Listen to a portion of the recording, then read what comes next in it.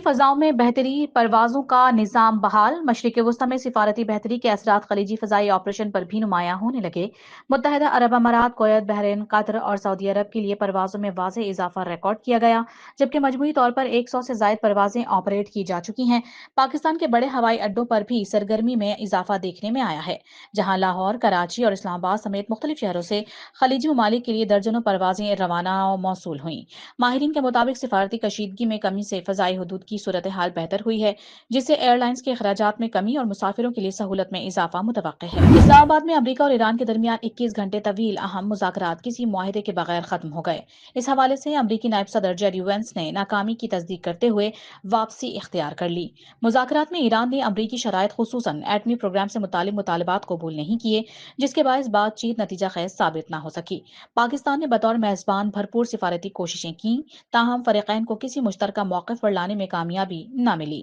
مذاکرات کی ناکامی کے بعد خطے میں کشیدگی بڑھنے کا خدشہ مزید گہرا ہو گیا ہے جبکہ عالمی نظریں اب ایران کے آئندہ فیصلے پر مرکوز ہیں اسلام آباد میں امریکہ اور ایران کے درمیان مذاکرات تعطل کا شکار ہوتے ہی دنیا بھر کی معیشت پر جیسے قیامت ٹوٹ پڑی بڑھتی ہوئی کشیدگی ناکہ بندی کے خدشات اور سفارتی ناکامی نے عالمی منڈی کو ہلا کر رکھ دیا جہاں خام تیل کی قیمتوں میں خوفناک اور ہوش ربا اضافہ ریکارڈ کیا گیا صورتحال اس وقت مزید سنگین ہو گئی جب امریکی صدر ڈونلڈ ٹرمپ کے حالیہ بیان نے جلدی پر تیل کا کام کیا صدر ٹرمپ کے اس ایک بیان نے کہ وہ آبنائے ہرمز میں ناکہ بندی کریں گے اور ایرانی قبضے کو بزور طاقت ختم کر دیں گے عالمی مارکیٹ میں خام تیل کی قیمت $104 کی حد عبور کر گئی اور سرمایہ کاروں میں کھلبلی مچ گئی ہے اور عالمی مارکیٹ میں بے چینی کی شدید لہر دوڑنے لگی اسلام آباد میں جاری سفارتی تعطل کے پس منظر میں ایران کی اعلیٰ قیادت کی جانب سے ایک نہایت سخت اور معنی خیز انتباہ سامنے آیا ہے جس نے عالمی سیاسی اور معاشی حلقوں میں بے چینی کی لہر دوڑا دی ہے ایرانی پارلیمنٹ کے اسپیکر باقر قالیباف نے امریکی صدر ڈونلڈ ٹرمپ کے آبنائے ہرمز اور ایرانی بندرگاہوں کی مبینہ ناکہ بندی سے متعلق بیان پر رد عمل دیتے ہوئے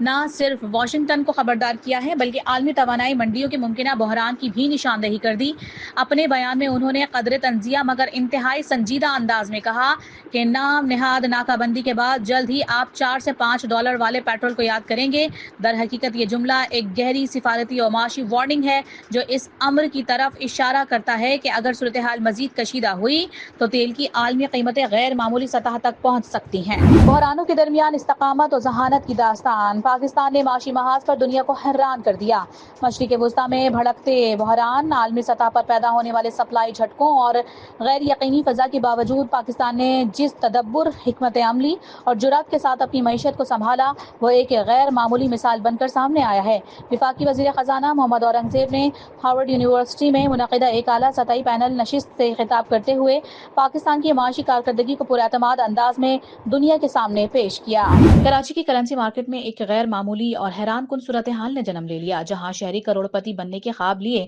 ایرانی ریال خریداری میں تیزی سے مصروف ہیں اس اچانک رجحان کے باعث پاکستانی روپے کے مقابلے میں ایرانی ریال کی قدر میں غیر معمولی اضافہ دیکھنے میں آیا ہے ایکسچینج کمپنیوں کی رپورٹس کے مطابق گزشتہ چند ہفتوں میں پاکستانی روپے کے مقابلے میں ایرانی ریال کی قیمت میں تقریباً 4 گنا اضافہ ریکارڈ کیا گیا ہے جس نے مالیاتی حلقوں کو حیرت میں ڈال دیا ہے معاشی ماہرین کے مطابق اس رجحان کے پیچھے ایران اور امریکہ کے درمیان جاری سفارتی سرگرمیوں سے پیدا ہونے والی توقعات ہیں جنہوں نے مارکیٹ میں یہ امید جگائی ہے کہ ایرانی کرنسی کی قدر میں مزید اضافہ ممکن ہے آسٹریلیا کی 125 سالہ تاریخ میں انقلابی تبدیلی پہلی بار خاتون آرمی چیف کا تقرر آسٹریلیا نے اپنی 125 سالہ عسکری تاریخ میں ایک اہم سنگ میل عبور کرتے ہوئے پہلی بار خاتون کو فوج کی اعلیٰ ترین کمان سونپ دی لیفٹیننٹ جنرل سوسن کوائل رواں برس جولائی میں آرمی چیف کا منصب سنبھالیں گی